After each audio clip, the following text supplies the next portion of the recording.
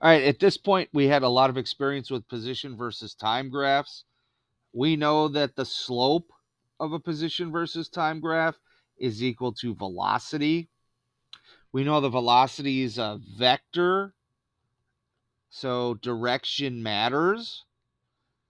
So V always has a little arrow above it, so we know it's a vector.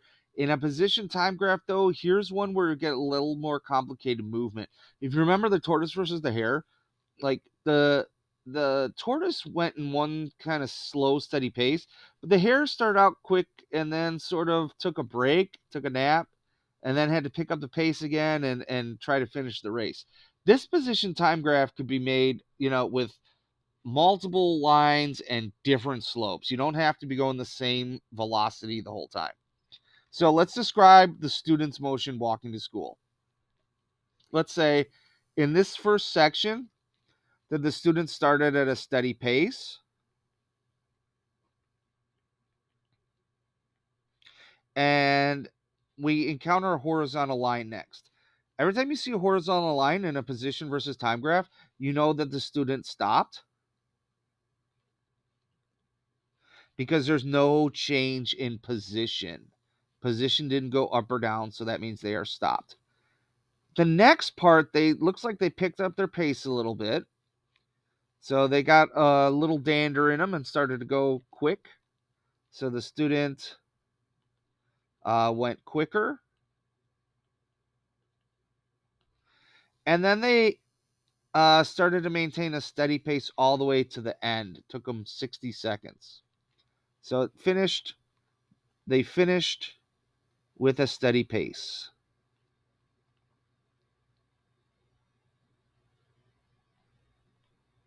That's a steady pace. Can't you tell? Okay.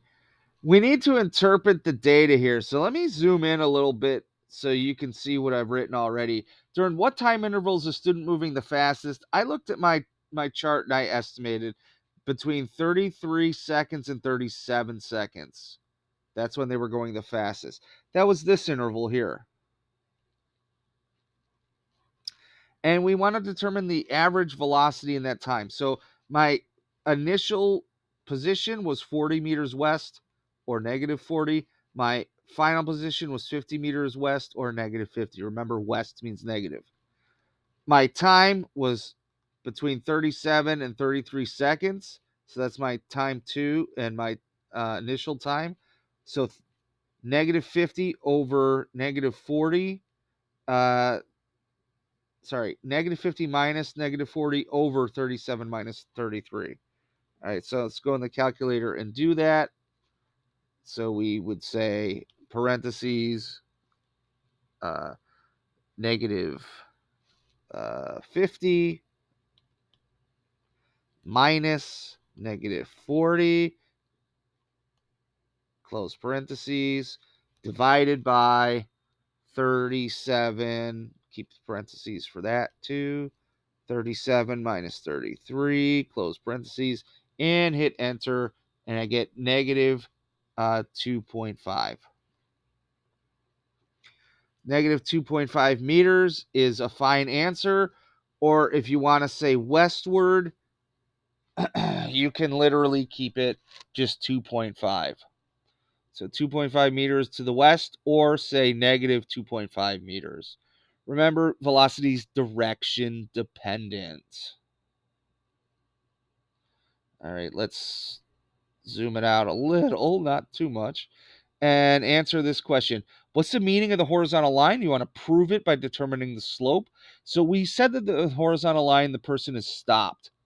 So that means the velocity has to be 0 meters per second.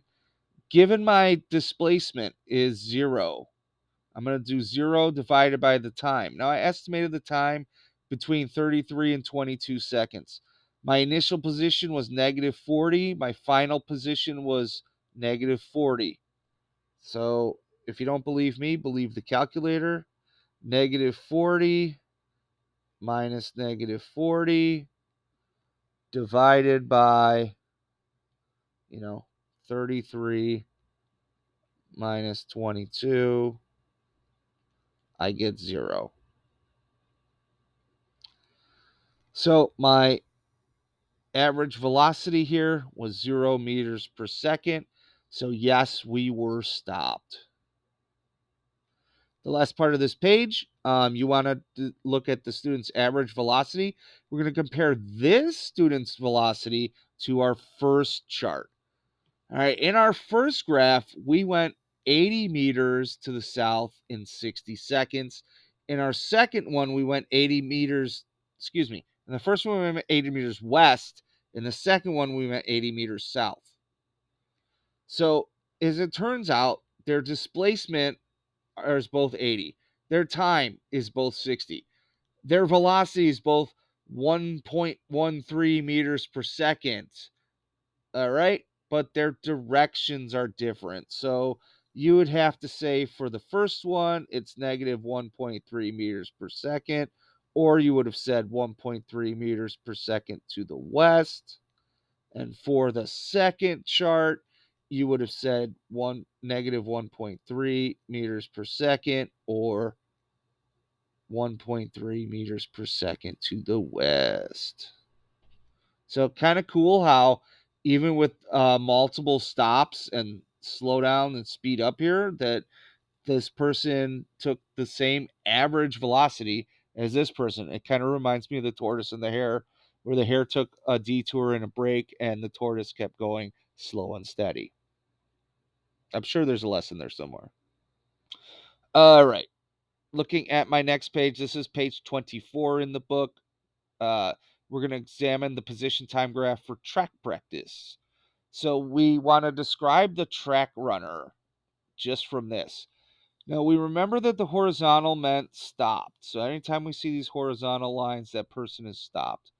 And when we see the line going up like this, diagonal, it's a steady line. There's no curvature. It's a constant velocity. We see it rising, so it's going to continue in the direction that was given. So we're given a north direction. So these are positive directions every time it goes up. And then something different happens. It looks like our track runner starts going the opposite direction towards the end. So let's describe it as, they race until 20 meters. So let's just say they run for 20 meters and they stop for how long?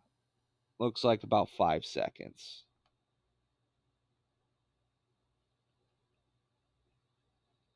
Then they run again to 50 meters. So you could say they run to 50 meters or an additional 30 meters. Either way is fine. They run to 50 meters and they stop again for what looks like 5 seconds.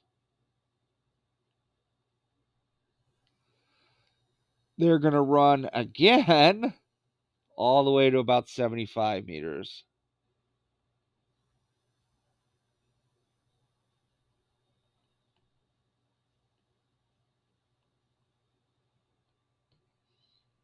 All right. Hey, where's my page? There it is. Sorry, folks. It won't happen again. And then they stop.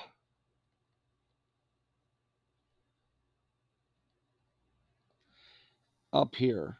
After they stop, here's what's funny. They start to go again and again at a steady, constant velocity. No stopping here. But they turn around and go in the opposite direction. Turn around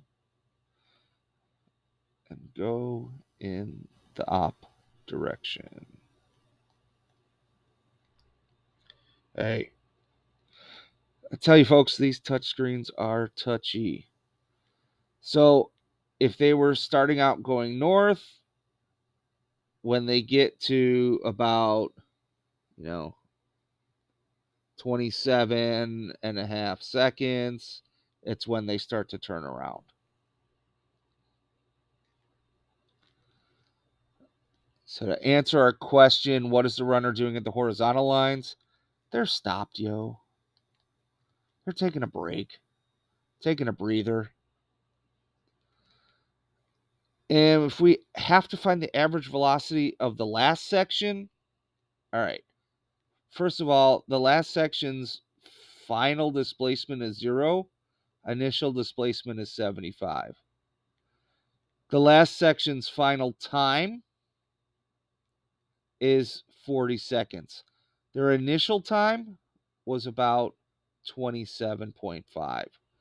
So 0 minus 75 over 40 minus 27.5 gives us negative 6 meters to the north or 6 meters south.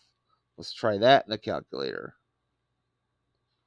0 minus 75 divided by 40. Whoa, I better put parentheses there. 40 minus 27.5. Get negative 6. And that is to be expected, the negative sign, because we're going in the opposite direction. We're going back towards the origin. So we're going in a negative direction. So you say negative 6 meters per second to the north, or just 6 meters per second to the south. Either way is fine. What's the runner's final position and overall displacement? Well, they started out at 0 and they wound up at 0 meters. So their total displacement is 0 meters. If they started at 0 meters and ended at 0 meters, their overall displacement is 0 because their final position is 0. So final position was equal to initial position. So in this case, D2 was equal to D1. Easy peasy lemon squeezy. Catch you next time.